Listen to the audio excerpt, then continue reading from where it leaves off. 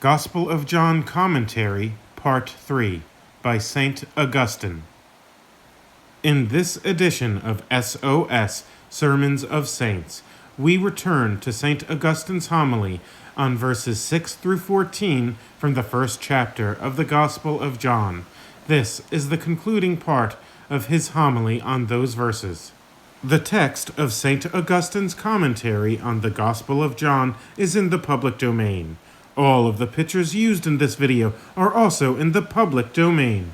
In the following Virgo Potens production, we return to a series of narrated videos of St. Augustine's commentary on the Gospel of John, narrated by Tony Capobianco. He was in the world, and the world was made by him. Think not that he was in the world as the earth is in the world, as the sky is in the world, as the sun is in the world, the moon and the stars, trees, cattle, and men. He was not thus in the world. But in what manner then? As the artificer governing what he has made. For he did not make it as a carpenter makes a chest. The chest which he makes is outside the carpenter, and so it is put in another place while being made. And although the workman is nigh, he sits in another place, and is external to that which he fashions. But God, infused into the world, fashions it. Being everywhere present he fashions, and withdraweth not himself elsewhere, nor doth he, as it were, handle from without the matter which he fashions. By the presence of his majesty he maketh what he maketh. His presence governs what he made. Therefore was he in the world as the maker of the world, for the world was made by him, and the world knew him not. What meaneth the world was made by him? The heaven, the earth, the sea, and all things which are therein, are called the world. Again, in another signification, those who love the world are called the world. The world was made by him, and the world knew him not. Did not the heavens know their Creator? Or did the angels not know their Creator? Or did the stars not know their Creator, whom the demons confess? All things from all sides gave testimony, but who did not know? Those who, for their love of the world, are called the world. By loving we dwell with the heart, but because of their loving the world, they deserved to be called after the name of that in which they dwelt. In the same manner as we say, this house is bad, or this house is good, we do not, in calling the one bad or the other good, accuse or praise the walls. But by a bad house we mean a house with bad inhabitants, and by a good house, a house with good inhabitants. In like manner we call those the world who, by loving it, inhabit the world. Who are they? Those who love the world, for they dwell with their hearts in the world. For those who do not love the world in the flesh, indeed, sojourn in the world, but in their hearts they dwell in heaven, as the Apostle says, "Our conversation is in heaven." Therefore the world was made by him, and the world knew him not. He came unto his own, because all these things were made by him, and his own received him not. Who are they? The men whom he made. The Jews whom he at first made to be above all nations, because other nations worshipped idols and served demons. But that people was born of the seed of Abraham, and in an eminent sense of his own, because kindred through that flesh which he deigned to assume. He came unto his own, and his own received him not. Did they not receive him at all? Did no one receive him? Was there no one saved? For no one shall be saved, unless he who shall have received the coming Christ. But John adds, as many as received him. What did he afford to them? Great benevolence, great mercy. He was born the only Son of God, and was unwilling to remain alone. Many men, when they have not sons, in advanced age adopt a son, and thus obtain by an exercise of will what nature has denied to them. This men do.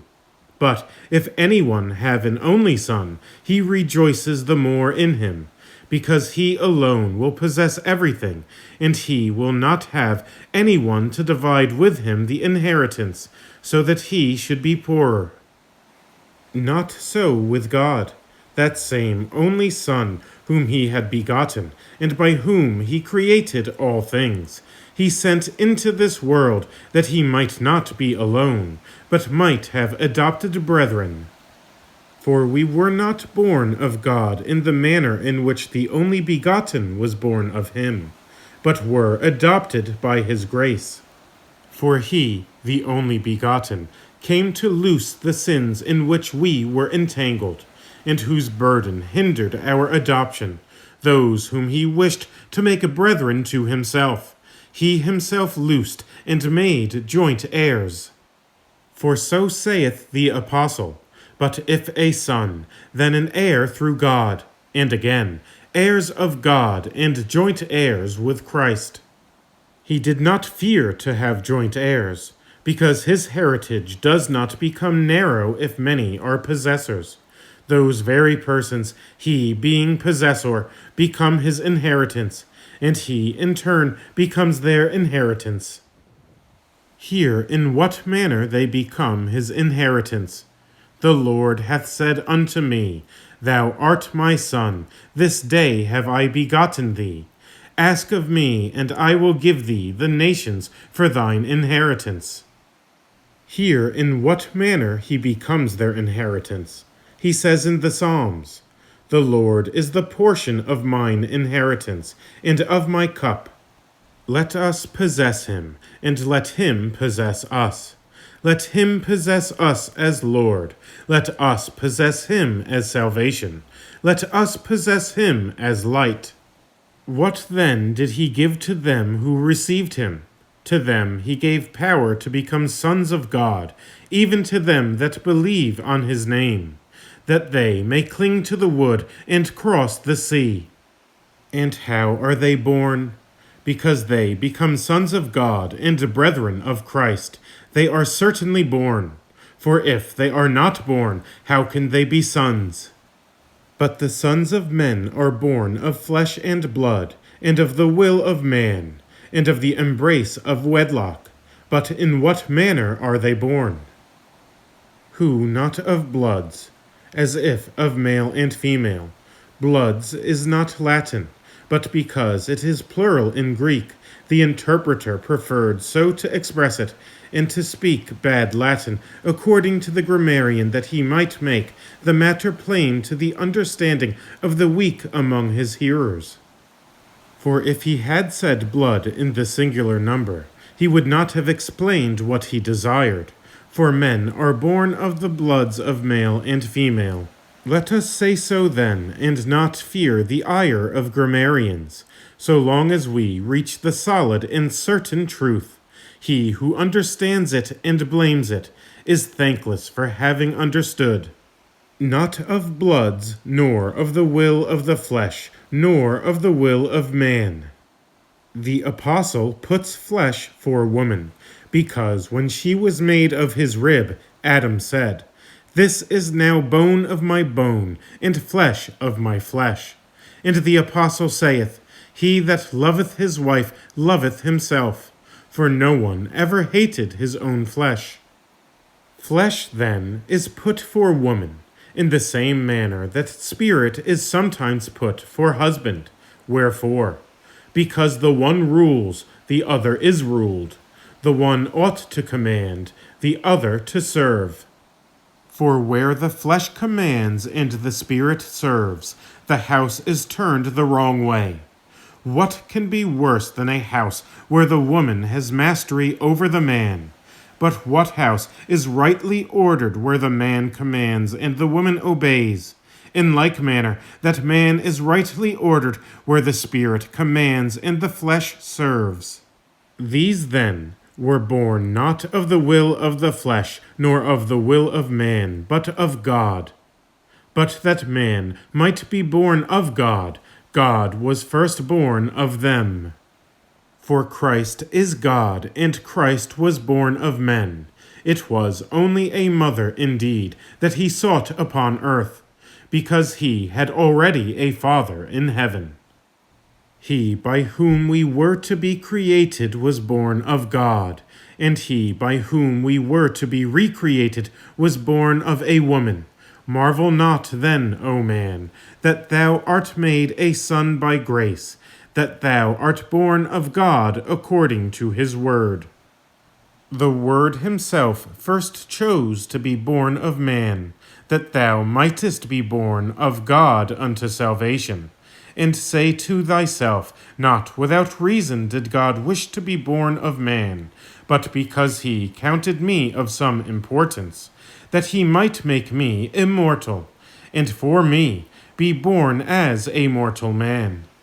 When, therefore, he had said, born of God, lest we should, as it were, be filled with amazement and trembling at such grace, at grace so great as to exceed belief that men are born of God, as if assuring thee, he says, and the Word was made flesh, and dwelt among us.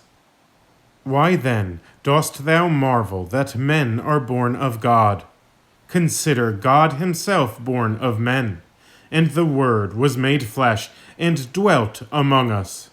But because the Word was made flesh, and dwelt among us, by his very nativity he made an eye salve to cleanse the eyes of our heart, and to enable us to see his majesty by means of his humility.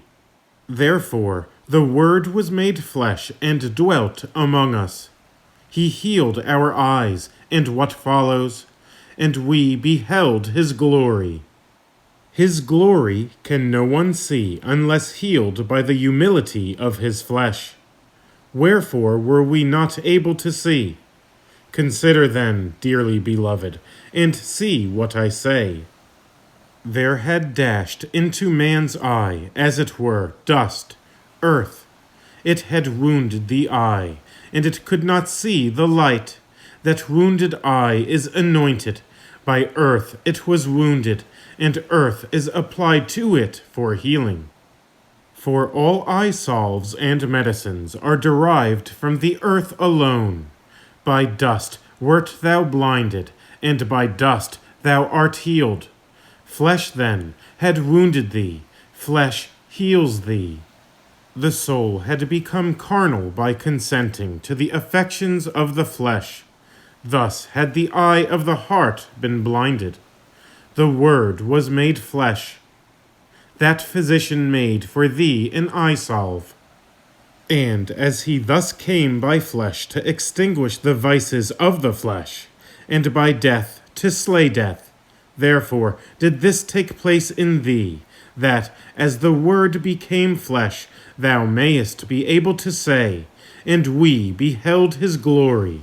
What sort of glory? Such as he became as Son of Man. That was his humility, not his glory. But to what is the sight of man brought when cured by means of flesh? We beheld his glory, the glory as of the only begotten from the Father, full of grace and truth. Of grace and truth we shall speak more fully in another place in this same gospel, if the Lord vouchsafe us opportunity. Let these things suffice for the present, and be ye edified in Christ. Be ye comforted in faith, and watch in good works, and see that ye do not depart from the wood by which ye may cross the sea. End of St. Augustine's commentary on verses 6 through 14 from the first chapter of the Gospel according to St. John, narrated by Tony Capobianco.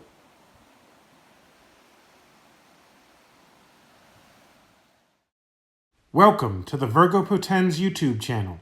If you enjoy this video, give it a like. I also invite you to subscribe to this channel so that you won't miss new content. Please prayerfully consider supporting my work by becoming a patron of Virgo Potens on Patreon and/or by buying one of my books. My ebooks are available on Amazon as well as on the Apple Bookstore. For those who prefer a physical copy rather than an ebook, my book, Spiritual Warfare, Know Thy Enemy, is also available as a paperback on Amazon. If you are interested in making a one-time contribution, I suggest that you do so by simply buying one of my books. I am thankful for your support. Links to Patreon and to my books will be posted in the comments section of this video. The continuation of this work isn't possible without you. Lastly, and most importantly, please pray for me. May the Virgin Most Powerful guide and protect you.